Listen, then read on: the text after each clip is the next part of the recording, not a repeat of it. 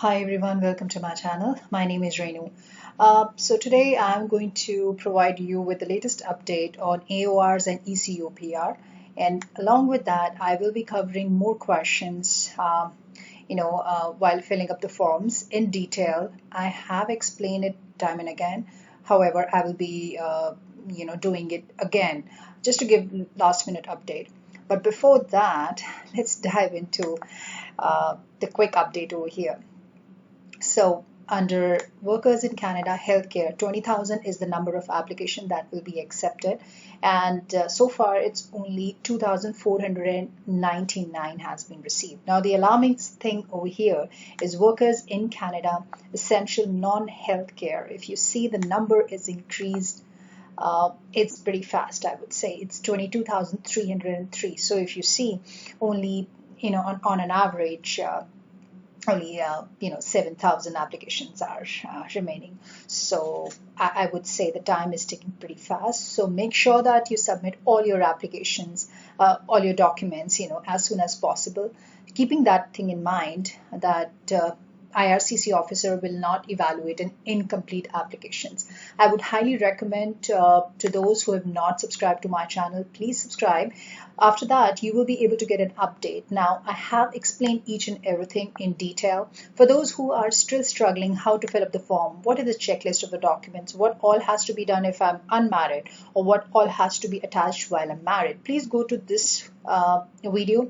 I have covered a lot onto this. IMM 0008 form, IMM 0130, 5669, and PCC medicals, IRCC web form. Everything is in this detail. It's almost 33 minutes plus, so it has all the coverage. Now, a lot of people still have confusion on NOCs. Go through these videos. I have covered a lot onto it. So without wasting too much of time, just make sure that you go through each and every video wherever you have questions. And on the thumbnail itself, I have marked what all would be included in that particular video. So let's dive into today's video here. Now, the quick update on AOR and eCOPR as on July 13th. So if you see, for international students, essential workers, and healthcare worker stream, first and foremost, I would recommend you to please get away from that panic situation. A lot of people still saying that, oh, we have applied on May 6th and around 12 o'clock or maybe 12:30 and 1 o'clock, 1 a.m. or 1:30. Why we didn't receive any AOR? Is there any problem with that? Guys, you don't need to worry about that. I have been in this industry for more than 3 years, and trust me, each case is different. So is the visa officer, and time and again I have mentioned that to you. In case if any document is falling short, visa officer would definitely get back to you, and you don't need to worry about that. Okay, worrying unnecessary would not resolve any issue. So just have faith in your application for sure. So these are the questions I will be covering. So now let's quickly cover this all. So for example, if you have submitted your applications maybe on May 6th or later, so the second thing the second step would be AOR, that is acknowledgement of receipt. So that may take up to 30 days or maybe more. For example, if you have submitted your application on May the 6th, around maybe like 12:30 a.m., right? So you may be able to get an AOR around June the 3rd, or it could be June 5th, or it could be June 15th, and it could be June 30. So you don't need to worry about when exactly you're going to get it. It is totally, case per case. Then once you receive the AOR, acknowledgement of receipt, you will be able to link your account to IRCC. Now, in this particular video, I have explained how you can connect your IRCC secured web form to be linked through GCK, and then you will be able to do it. In this video, I have also covered the formats of permanent resident and how the AOR look like. However, I'll be covering a little more onto it. After that, once you receive the AOR, acknowledgement of receipt, you're likely to get the additional information request. Now, this is not a mandatory requirement. It depends in case if you have not submitted few of the documents. For example, you've not submitted the police clearance certificate or the medicals, or biometrics is still pending.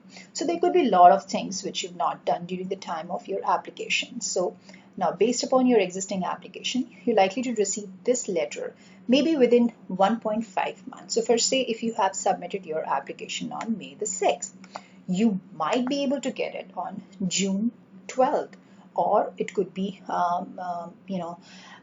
July 12th. So it depends case to case.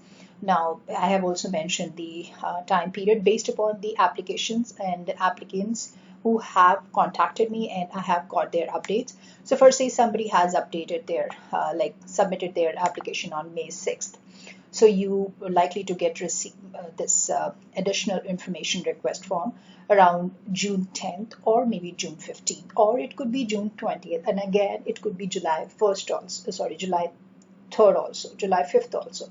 So there is no benchmark or hard and fast rule related to this particular time frame. Okay, just keep that thing in mind. Each case is different. Now, what would be the format when you receive the additional information format? I did discuss in my previous video, but just going to do it for the new visitors here. So this would be the format. You will be able to get the date at the very top, and then application number, your name.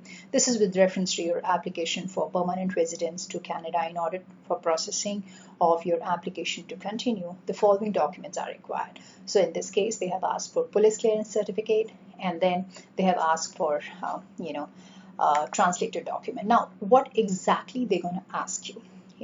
So these are the things they have so far asked for say biometric. So you have to submit your biometrics within 30 days time period. Now again, biometric is mandatory. In case if you have already gone through biometrics, you don't have to redo it, and it's clearly mentioned on 5069 form, and I have explained it in detail. But in case if you have any confusion, I would strongly recommend you to please go through the 5069 form here, scroll up the page, and you should be able to see the information in here. So it's here, biometrics assumption for permanent residence applicants who have given biometrics within last 10 years. So if you have previously submitted biometrics within last 10 years, you don't have to do it again. Okay, that's the thing. So, all right, so next would be medicals. Again, you have to submit your medicals within 30 days. Now, for some cases, if due to COVID, applicants were not able to get the medicals, at the initial stage. So they have given the leverage that you definitely can book the appointment, and then you submit the documents. And for those like 7,000 plus applicants who would be applying, you can always go to refer this. So if you have already completed an IME as a part of your previous application, like for your student or work visa, you may not need to complete another one when you apply for permanent residence. However, you have to give the proof like information printout sheet and IMM 101 7B upfront medical form.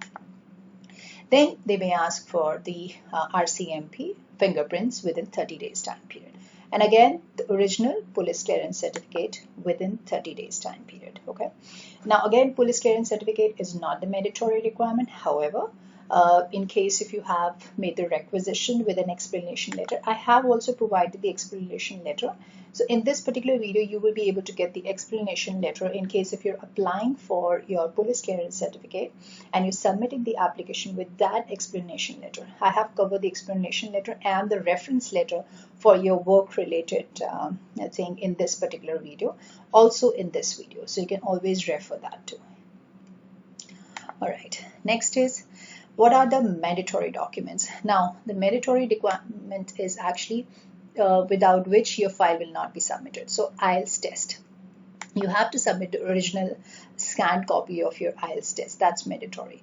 Then pay stubs for your last 3 to 4 months with reference letter from your current employer stating location of work, description of your main job duties and responsibilities with the duration, to and fro, total annual salary, your employer signature, full address, telephone number. Also, you have to mention the total number of hours you have worked for, irrespective to whether it's a full-time or a part-time. So as a student, you were allowed to work as 20 hours per week, so you can always put that information in there too. Now again, I request you to please go through this particular video where I have explained the reference letter format. You can actually get that, and it has all the description. It's a valid one.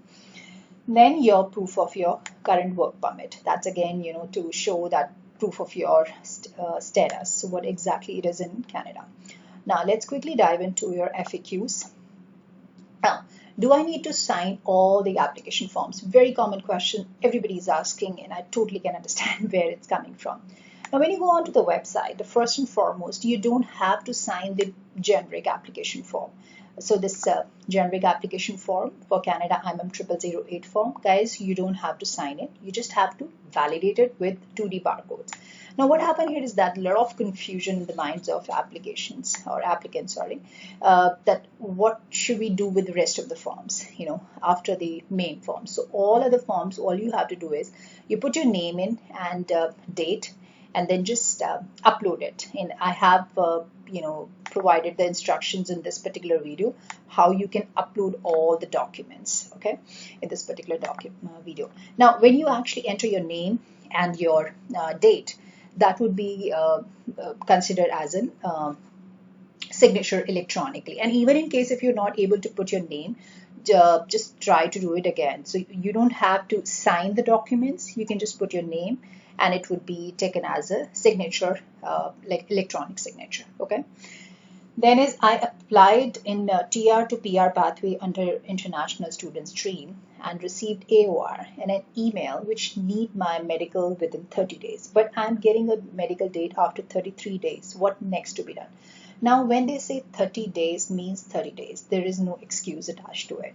However, I would highly recommend this particular case to contact IRCC 1-888-242-2100 from 8 a.m. to 4 p.m. Monday to Friday, because this reply is not a generic one. Like a lot of people are going through it, and I totally can understand. So I would recommend you to please contact the IRCC customer support. But in case if you're not able to do it, the only thing is that you can submit this letter to the medical officer and get the date within the report within 30 days time period.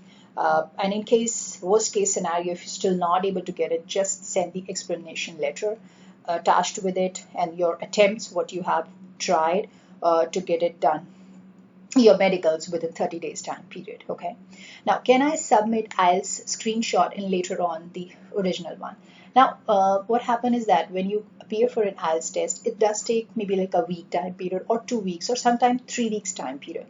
So in case the deadline is 30 days, so what you can do is that you take the, you have the report, you have to make sure that it has to be original one. In case if you're not getting it, just make sure that you get the original copy of your IELTS and then submit it.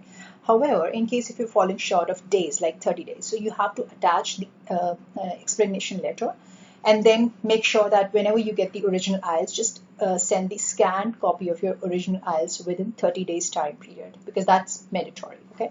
And again, if you have any confusion, you can always write back to me. Also, you can contact IRCC customer support. The number is given at the very bottom of this page.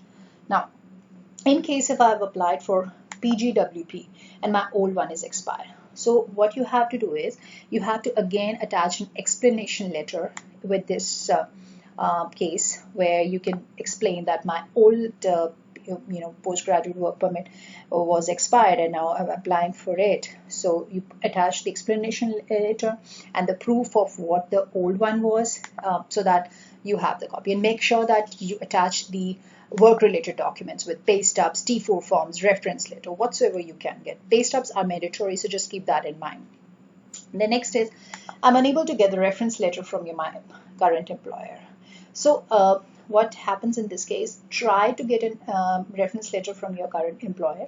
Now, in case some of the companies do have the norms that they cannot issue you, you can get it from the co-worker, and also attach the reply, whatever you receive from your current employer, that you did try and you got that in a draft that they are not allowed to issue you the reference letter. Whatever the reply is, just attach that. So more is like you have tried and you get it from your coworker, and then it is basic certification. Reference letter is important, so keep that in mind.